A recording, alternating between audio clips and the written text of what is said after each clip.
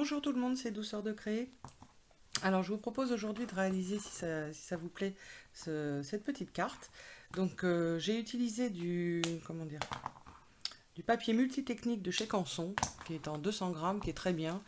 Vous pouvez faire du feutre aquarellable, mais vous pouvez faire de l'aquarelle. À partir du moment où vous ne trempez pas trop votre papier, le 200 grammes suffit. Il est très très fin, limite, enfin lisse même, donc vous pouvez tamponner à votre guise. Et, enfin, moi j'aime bien ce papier, c'est un bon entre-deux. Je fais pas tout avec, hein, mais c'est déjà pas mal. Donc je vais utiliser les feutres aquarellables de chez Action, comme vous avez vu dans le titre. Donc hop là, voilà, j'ai la collection complète depuis très très peu de temps. J'ai eu la chance, moi je vais chez Action 3 fois dans l'année. J'ai eu la chance de tomber sur toute la série, donc je me suis pas privée. J'ai fait donc mon nuancier, ça je vous conseille vraiment de le faire. Alors il y a plusieurs façons d'utiliser les crayons aquarellables. Soit vous... Moi, enfin, personnellement c'est ce que je fais, la couleur pure et je dilue. Parce que souvent l'aquarelle est utilisée uniquement en couleur très très pâle. C'est pas forcément ce que je préfère. Et alors que bon, quand on a une bonne charge de pigments, on peut aussi s'en servir. Donc pour moi c'est important que vous puissiez montrer la couleur pure. Et c'est à vous après, parce que bon là je me suis arrêtée, mais on peut continuer de diluer. Ils sont très pigmentés. Un avantage aussi, pour certains ça sera un inconvénient, mais pour moi ça a été un avantage. On a beaucoup de teintes pastel, alors des teintes que l'on voit quasi pas forcément ici. Donc soit pour les couleurs de peau ou faire comment dire, les fenêtres comme j'ai fait ici.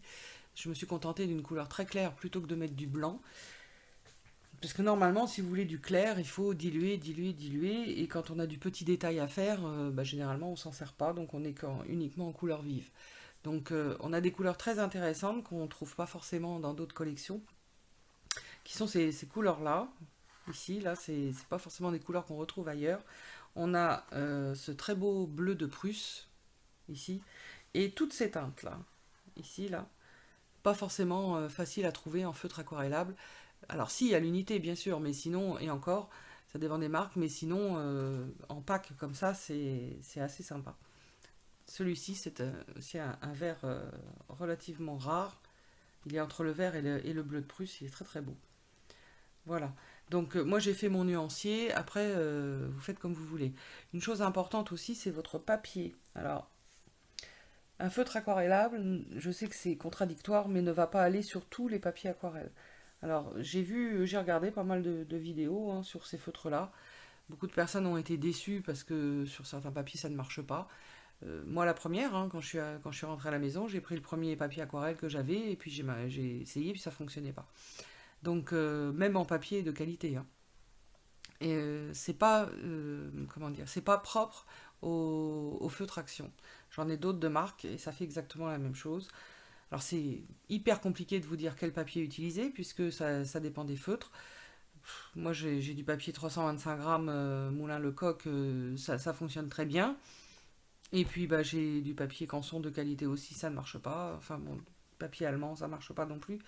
Et voilà, donc c'est très compliqué. C'est pour ça, bon, celui-ci fonctionne, tant mieux. Là, on est sur du 325 grammes, ça fonctionne aussi.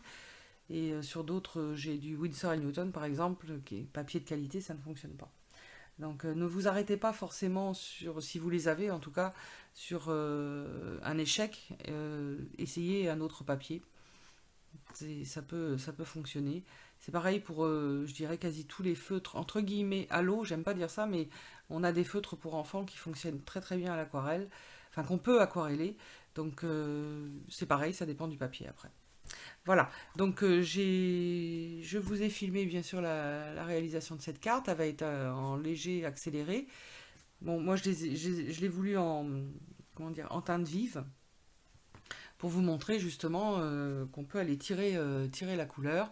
Et puis dans tout ce qui est petit, bon là encore j'ai tiré la couleur, mais sinon tout ce qui est petit détail, vous l'utilisez en couleur pure.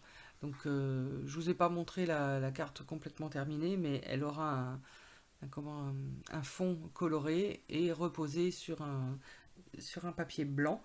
Donc moi j'aime bien les grandes cartes. Donc là on sera sur un A5 ou sur un A5.